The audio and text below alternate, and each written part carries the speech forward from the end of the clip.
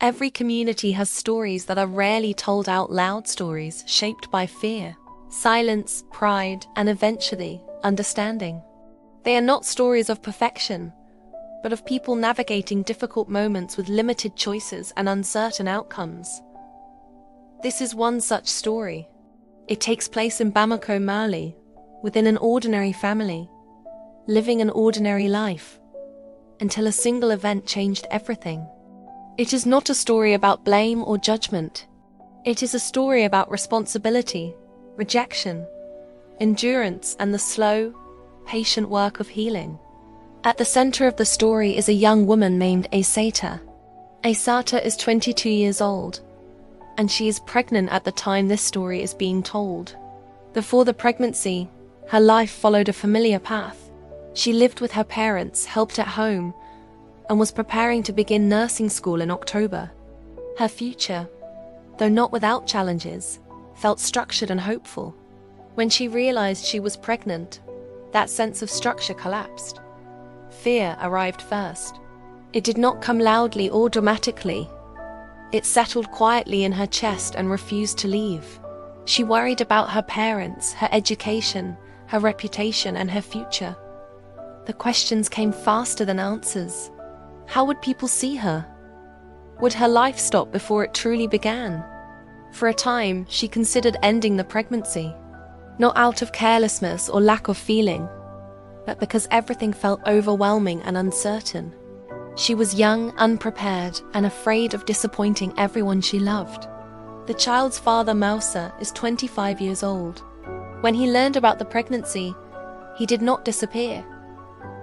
He did not deny responsibility or shift blame. Instead, he made a choice that would shape everything that followed. Moussa decided to face the situation openly. With courage that surprised even himself, he went to Aïssata's family home. He sat with her parents and spoke directly to them. He admitted what had happened without excuses and promised to take responsibility for Aïssata and for the child. It was not an easy conversation. His voice shook. The atmosphere was tense. But he did not retreat. He understood that words alone would not fix everything. Yet he believed that honesty was the only place to begin. Aïssata's parents did not respond with understanding. They reacted with anger, disappointment, and hurt pride. In their eyes, their daughter's pregnancy represented failure of discipline, of expectations, of family honor. The fact that she was supposed to begin nursing school made the situation even more painful for them. In that moment, emotion overtook reflection. They told Aïssata to leave. They said they did not want to see her again. Harsh words were spoken, words that cannot be easily forgotten once heard. She was called a disgrace. Doors that once felt permanent were closed without warning. For Aïssata, the rejection was devastating.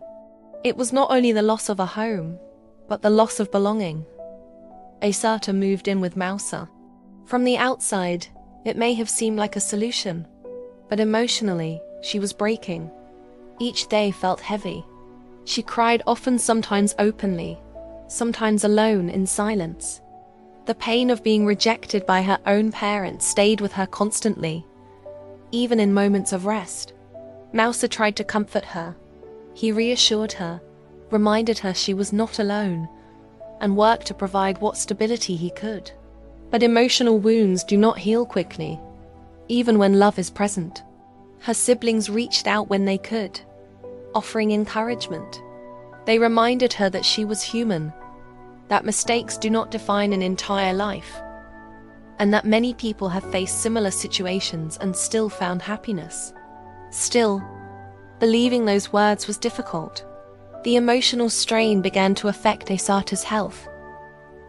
She lost her appetite. Sleep became irregular. Over time, she lost significant weight. Her body reflected the stress her mind carried. Moussa, too, began to change.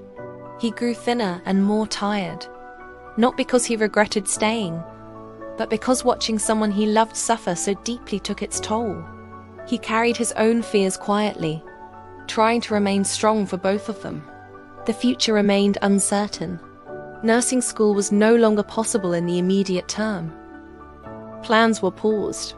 Life felt suspended between what once was and what might be. Change did not come suddenly. One ordinary day, something unexpected happened. Aïssata felt the baby move for the first time. It was a small moment, easily overlooked by others, but for her, it was profound. In that instant, the pregnancy became real in a new way. It was no longer just fear or consequence. It was life. She realized she was not alone. Someone depended on her strength, her care, her survival. That realization did not erase her pain, but it gave it meaning. Slowly, her perspective began to shift. With continued support from Moussa and her siblings, she began to heal, not completely, not quickly, but steadily. Moussa remained consistent. He worked when work was available. He reassured Aïssata daily that they would face whatever came together. His presence did not solve every problem, but it provided something essential: stability.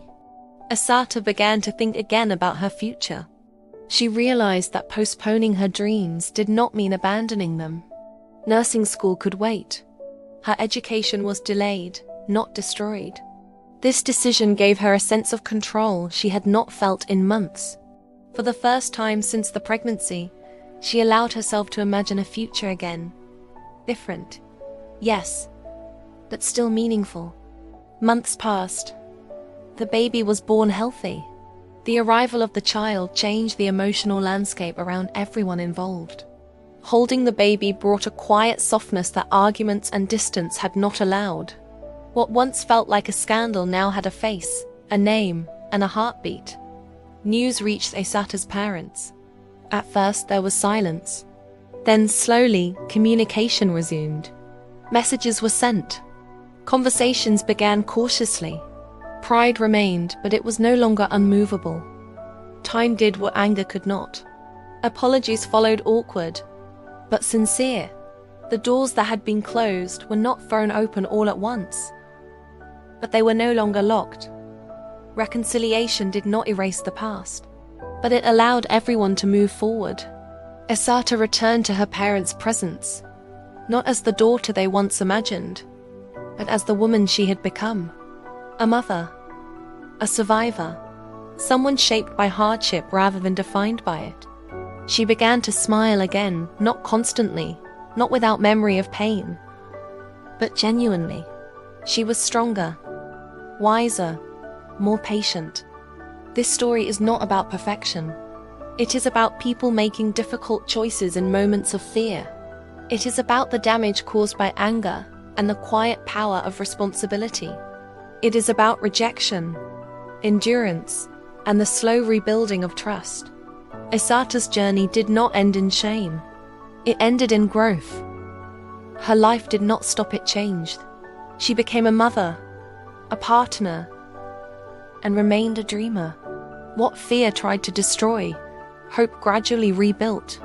And that is how this story ends, not with certainty, but with possibility. Because sometimes, even in the most uncertain moments, hope finds a way to stay. If this story touched you, helped you, or reminded you that you are not alone, please like, share, and subscribe to this channel. Your support helps more real stories reach hearts that need healing.